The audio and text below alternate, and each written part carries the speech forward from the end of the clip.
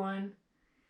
So today it's super cold out and it's sunny, but I just don't have it in me to go out in the cold today and run. So I'm going to do an elliptical workout in my little workout room, and Max is going to join me. But today I thought I would talk to you about how I train for 50 miles. This year I'm doing 3 ultras.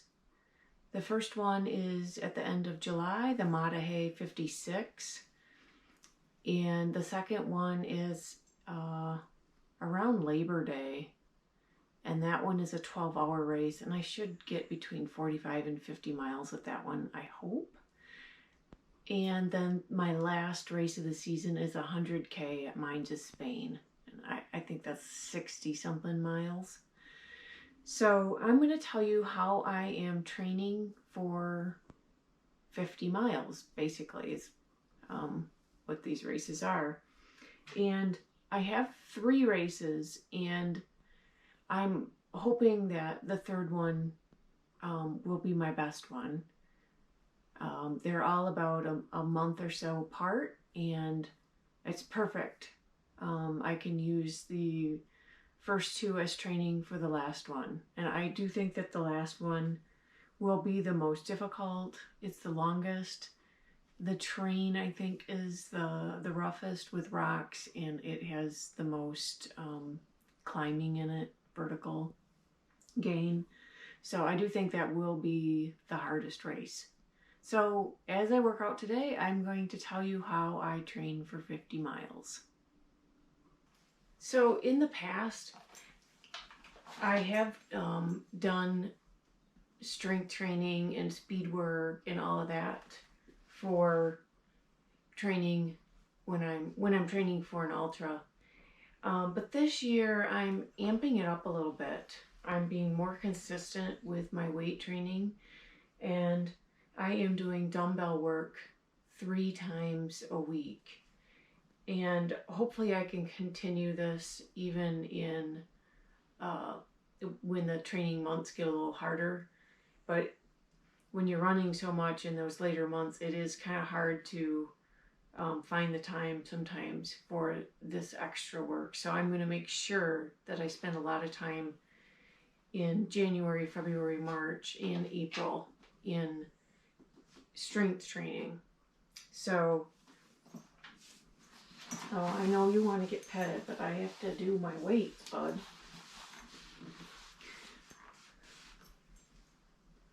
But I do think that training your whole body, not just your legs, but just strengthening your whole body does a world of good.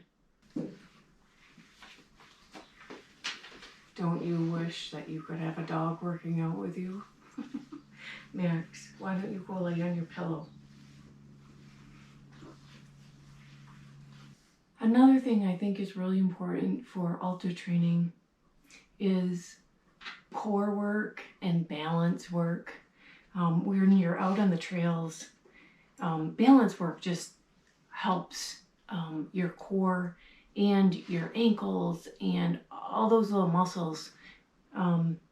You know, I'm working with a step 360, and when you're on it, it's wobbly, and it's just really good training for trails.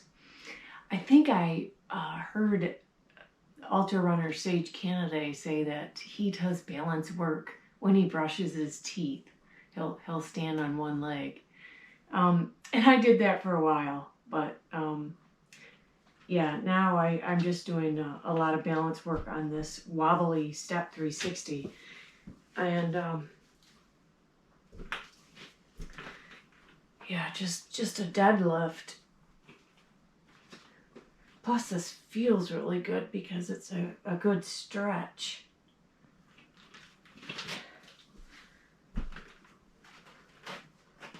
What do you think, Max? Woo!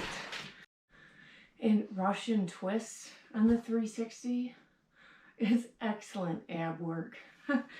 You have to do abs and balance.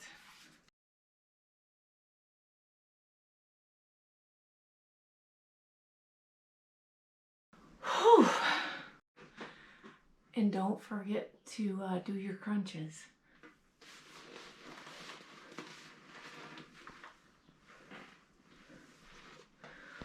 So, of course, I think actually running is the most important thing for training for 50 miles.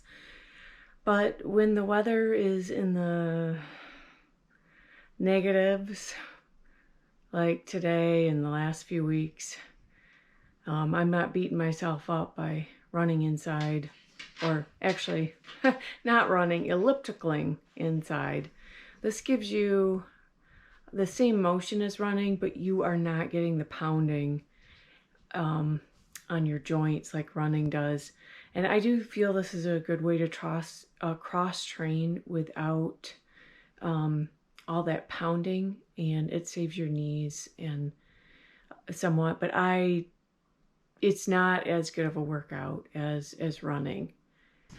So I'll be doing this probably 4 or 5 miles on the elliptical, and I am going to be watching YouTube videos, probably from some of you, to catch up on what you've all been up to. So let me get at it.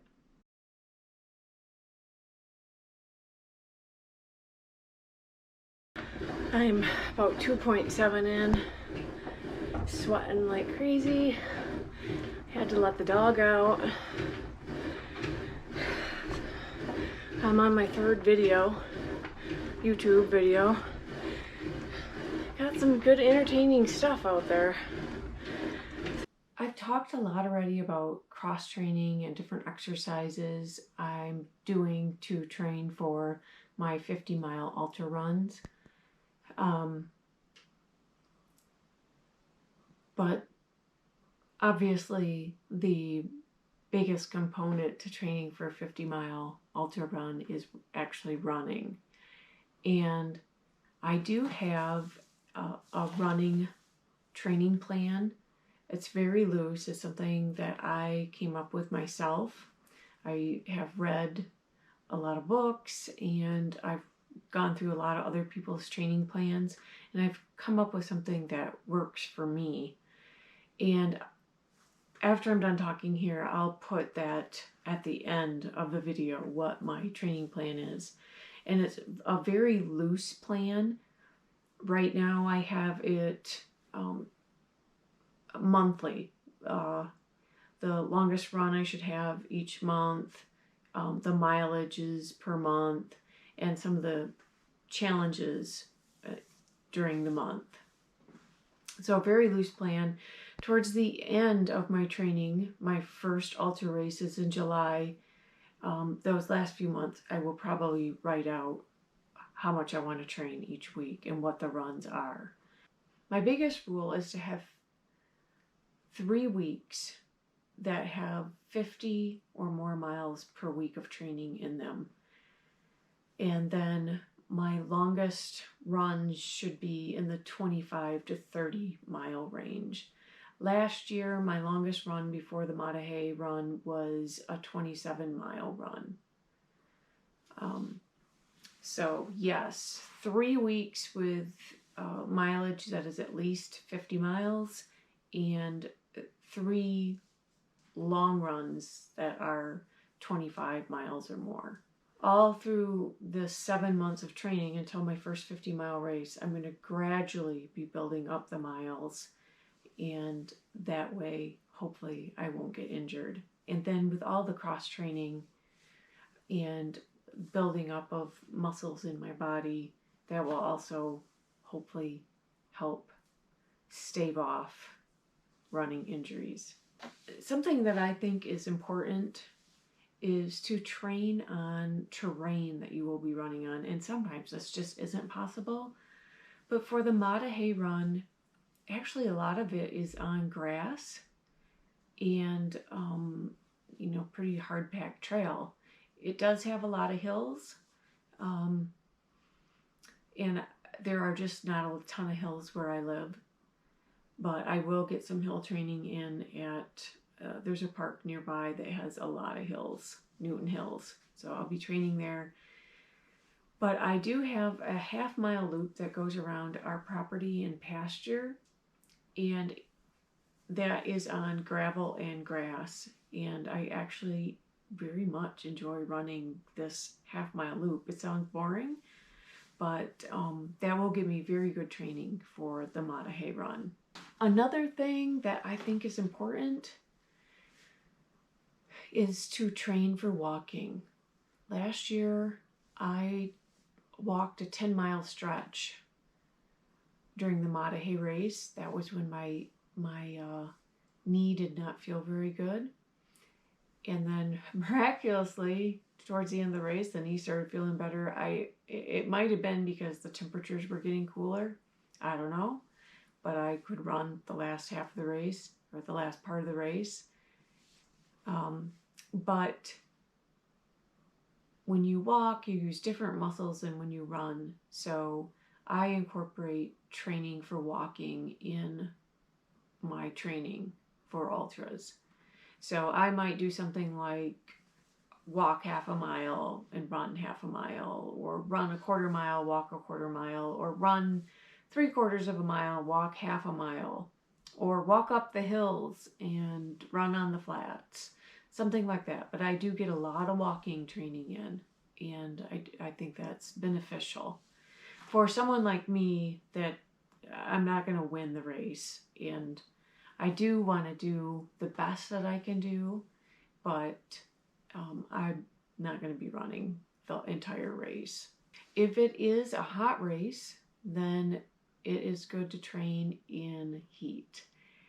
And I did do that last year before Mater Dei. The heat still got to me, but I did train for it, and I knew just what I needed to drink and what I could get away with eating in the heat. So get your body trained as much as possible for heat if you are running in heat. Also, before a race, I will test out all the gear that I think I'm going to be using during that race. I will test out hats and shirts and shorts and pockets in the shorts, and I'll figure out where I'm going to carry water and how I'm going to carry water and how I'm going to carry gels or any food that I want to eat during the race. I will test out socks and shoes, and this year I hope to test out running poles for when I run the Mines of Spain, because that's rocky and quite hilly to me anyway.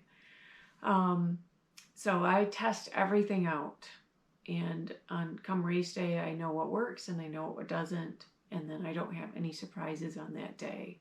I think the biggest goal for me on race day is to finish the race, but finish it gracefully. I don't want to cross the finish line in collapse. I want to cross the finish line and be able to converse and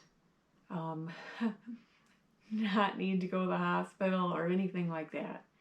So I plan on putting in the training that I think I need for the race, so that I'm not going to be putting myself in those type of situations where I'm going to be terribly sick and need medical help. That's how I am training for my 3 ultras this year, which they're all roughly in the 50 to 60 mile range.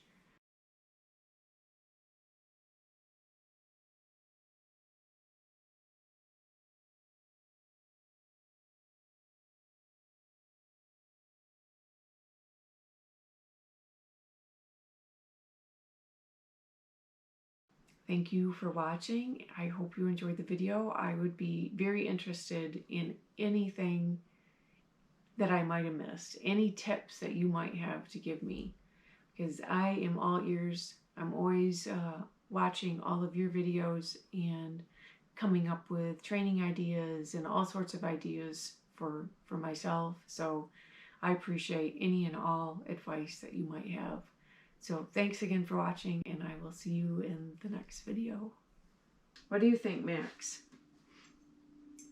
What do you think? Do you have any advice to people that want to run 50 miles? You can run circles around me.